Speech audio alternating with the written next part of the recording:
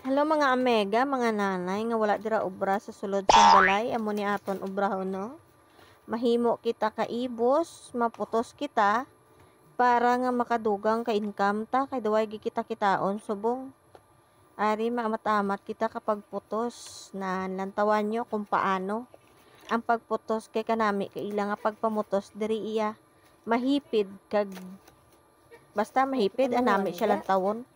Way ta na nagabarasanggiwal bala ang iya nga panit, baw nga panit. Din panit nga nagasaranggiwalaw. Nami ta na nga pagputos kay hugot siya para sa kahugot bala sang imo nga pag higugma sa imo nga partner charot. Pero nami siya tuod nga pag putos kon amo ni nga klase kay nga hugot siya kag hipid gid lang tawon kag indi siya mabungkag. Gani, amo ning ginarekomenda ko sa inyo nga pagpamutos inyo nga gamiton. Kay nami gimanta na ang diri nga pamutos. Kay sa amon sang una, sa amon dito nga lugar lain man. Pero nagakabungkag ta na to, pero diriya wala nagabungkag. Nagahugot lang saya nga nagahugot. Baw nagahugot. Te, nami siya kay basta gahugot Kay ni mahulas gid siya dayon nga obrahon kag pagusto ka kapaglaga sini sa iya. Kay lagaon panik siya karon pero antes sina ginasanlag namon anay pilit sa may gata butangan gamay nga asin para nga malinamnam ang sabor sang imo nga ibos. Butangan mo sang pagpalangga kag sa pagyuhom-yuhom kung nagalaluto ikaw.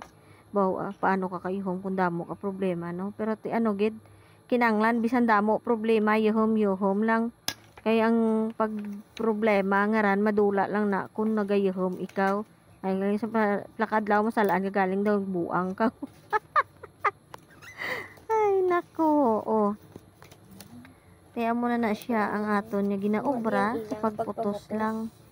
Hipid siya kaso lang kay ikaw maluto, ikaw masanlag. Ikaw pa makudgod kaniyo kung dire ka lang maghingita kay nami tanay kun way mo na ginabakal kanan pero ginabakal mong dahon, ginabakal mong lahin, ginabakal mong pilit. Ang kabudlay mo lang among wala ginabakal kag wala na ginaisip ang kabudlay. Ang importante minsan gamay-gamay lang nga may income ka, may kita ka. Nga makabulig-bulig ka man tani pero hindi gid bala ka igo. Kulang gid no sinong relate da. Kulang na kulang ang tanan sa aton kabuhi.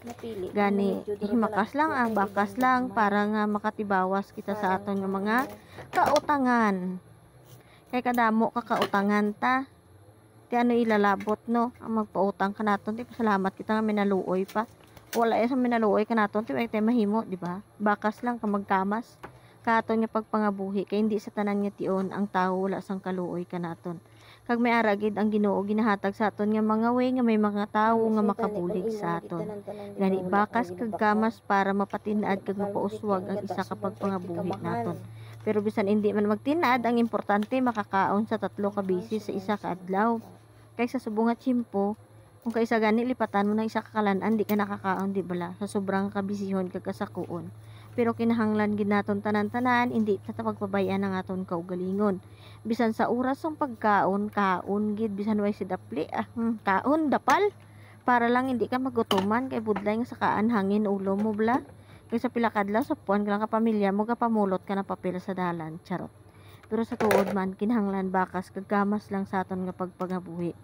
Kay hindi sa tanan niya tion kung pigado ka sa subong tubtubsan o pigado ka lang. Kag updan mo sa pagpangamuyo nga makatibawas kag makatalimuwas ka sa imo kapigaduhon. Kay ang kapigaduhon tuod pang sa aton. Bye-bye.